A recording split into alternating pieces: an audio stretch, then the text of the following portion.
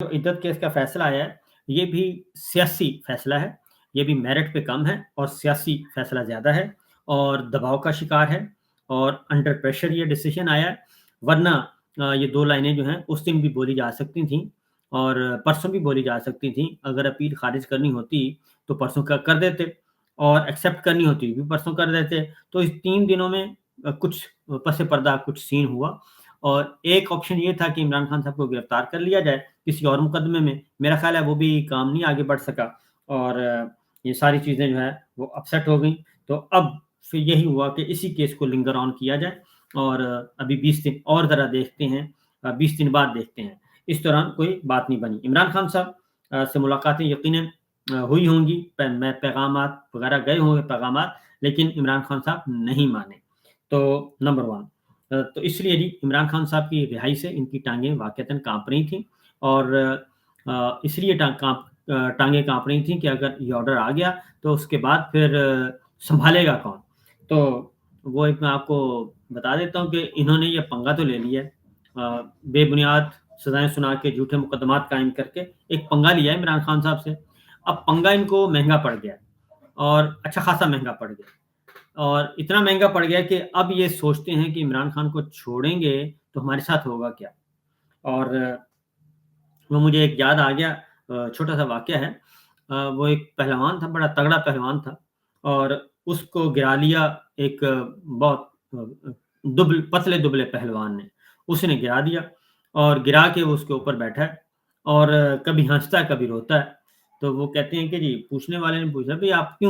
हँस क्यों रहे हैं?" और फिर रोना शुरू कर देते हैं। कहते हैं, "मैं हँस इसलिए रहा हूँ, खुश इसलिए हूँ कि मैंने इसको गिरा लिया।" लेकिन अ, मैं रोता इसलिए हूँ कि अगर मैंने इसको छोड़ दिया और ये जब उठेगा दोबारा तो ये मेरे साथ करेगा क्या? तो इसने तो मेरा हशर-नशर कर देना है। तो इसलिए इन्होंने इमरान खान साहब को गिरा तो लिया है, जेल में बंद तो कर दिया है। अब ये डर रहे हैं सारे के सारे कि ये जेल से निकलेंगे तो हमारे साथ करेगा क्या? क्योंकि पाकिस्तान के अवाम उनके साथ हैं और पाकिस्तान के अवाम ही नहीं बल्कि हर ज़ी शऊर आदमी उनके साथ है और वो इस फिस्तायत को, डिक्टेटरशिप को कबूल करने के लिए तैयार नहीं है। और क्योंकि अभी कुछ चीज़ें और सामने आई हैं, मैं आपको बताता हूँ। ये तो है इद्दत केस का फैसला और फिर जजेस को धमकियाँ भी अभी भी दी जा रही हैं और अंडर प्रेशर भी हैं जजेस। अभी मैं देख रहा था आज सुप्रीम कोर्ट में केस चल रहा है मखसूस नशिस्तों वाला, तो जस्टिस अतर मिनल्ला साहब कोई सवाल करते हैं कोई भी जज साहब सवाल करते हैं जो इनको पसंद नहीं आता, तो उनके खिलाफ सोशल मीडिया पे इंतहाई गलीज़ किस्म की जो है वो कैंपेन शैतानी मीडिया पे शुरू हो जाती है और कोई पूछने वाला नहीं है उस शैतानी कैंपेन को, बाकायदा तौर पे शुरू हो जाती है। जस्टिस अतर मिनल्ला साहब का और वो झूठी भी होती है, बेबुनियाद झूठी, जैसे जस्टिस बाबर सत्तार साहब को इन्होंने अमरीकी शहरी बना दिया और उनके ज़ाती डॉक्यूमेंट्स जो हैं वो रिलीज़ करना शुरू कर दिए। इसी तरीके से आज जस्टिस अतर मिनल्ला साहब के खिलाफ ये कैंपेन लॉन्च की हुई है इन्होंने और फिर न सिर्फ उनके खिलाफ, जस्टिस मंसूर शाह साहब के खिलाफ, जस्टिस मुनीब अख्तर के खिलाफ, जस्टिस आयशा मलिक साहिबा के खिलाफ, इस तरह से ये गंद उगलते रहते हैं। बहरहाल उसके बाद है जी, आज फिर पाकिस्तान तहरीक-ए-इंसाफ के कारकुनान जो हैं जी, वो सड़कों पे निकले आए और अदलिया के बाहर, अदालत के बाहर भरपूर किस्म का खवातीन की बहुत बड़ी तादाद मौजूद थी, कारकुनान मौजूद थे और उन्होंने आज leader of opposition Umar Ayub Khan साहब जो रहनुमा गए हुए थे केस का फैसला सुनने के लिए, वापसी पे पाकिस्तान की अवाम ने बहुत ज़्यादा उन्होंने प्रेशर डाला कि जी हम इमरान खान साहब की रिहाई से कम पर राज़ी नहीं होंगे और इसीलिए फिर उमर अयूब खान साहब ने उधर ये बात कही भी कि जनाब इमरान खान साहब को पहले रिहा करो, उसके बाद हम आगे बढ़ सकते हैं, अदरवाइज़ नहीं बढ़ सकते। शाह महमूद कुरैशी साहब के खिलाफ जी 9 मुकदमात में उनको गिल्टी करार देने की जो कोशिश की गई है पुलिस की तरफ से, पंजाब पुलिस की तरफ से, उसपे पाकिस्तान तहरीक-ए-इंसाफ के तर्जुमान ने सख्त स्टेटमेंट दिया है और उन्होंने कहा कि शाह महमूद कुरैशी हकीकी आज़ादी के एजेंडे के साथ खड़े होने की उनको सज़ा दी जा रही है और इंतज़ामी मशीनरी खुसूसन पुलिस और ब्यूरोक्रेसी जो है ब्यूरोक्रेसी को एंटी पीटीआई टास्क दिया गया है और जाली मनगढ़ंत मुकदमात के ज़रिए निज़ाम अदल के गले में फंदा डाल दिया गया है। अब ये इमरान खान साहब का भी वही मसला है और शाह महमूद कुरैशी साहब का भी वो मसला है कि इनको रिहा नहीं होने देना। इसलिए एक के बाद दूसरा, दूसरे के बाद तीसरा मुकदमा जो है वो झूठे मुकदमात उन पे फाइल किए जा रहे हैं।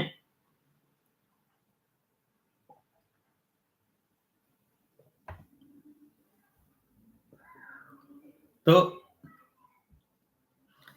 اس لیے پاکستان تحریک انصاف نے کہا جی ظلم اور جبر کے سامنے سرنگو نہیں ہوں گے اور ہر میدان ہر محاذ پر جنگل راج جو ہے وہ نہیں جنگل راج ہے، اور عدالتیں جنگل راج اور کٹ پتلی سول انتظامیہ کے مجرمانہ منصوبوں کا نوٹس لیں اور دستور اور قانون کو بحال کرا کر انصاف کو قائم کیا جائے، اور یہ مطالبہ کیا ہے۔ اسی طریقے سے عدت کیس میں بھی پاکستان تحریک انصاف نے شدید رد عمل دیا ہے، اور کیونکہ پاکستان کے عوام عمران خان صاحب کے کارکن پورٹر سپورٹر بہت بڑی تعداد میں آج نکلے، وہاں پہ نعرے بازی بھی کی، احتجاج بھی کیا، وہ بھی آپ کو دکھاتے ہیں۔ اور عمران خان صاحب کے ساتھ ساتھ جی یہ جو فیصلہ ہوا ہے اس پہ پاکستان تحریک انصاف کا رد عمل سامنے آ گیا ہے، اور انہوں نے کہا ہے کہ جناب پاکستان تحریک انصاف نے عدت کیس میں ڈسٹرکٹ اینڈ سیشن فیصلے کو صریحاً ناانصافی قرار دے کر مکمل طور پر مسترد کر دیا، اور جج محمد افضل مجوکا کے فیصلے کی خلاف ورزی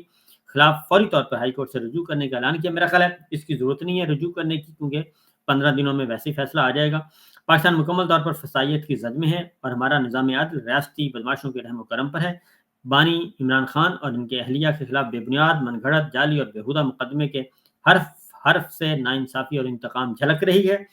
اور ابتدا سے لے کر آج تک ہر موقع اور ہر قدم پر قانون و انصاف کی دھجیاں اڑا کر اس بےہودہ مقدمے کو عمران خان اور ان کی اہلیہ کو جیل میں رکھنے کے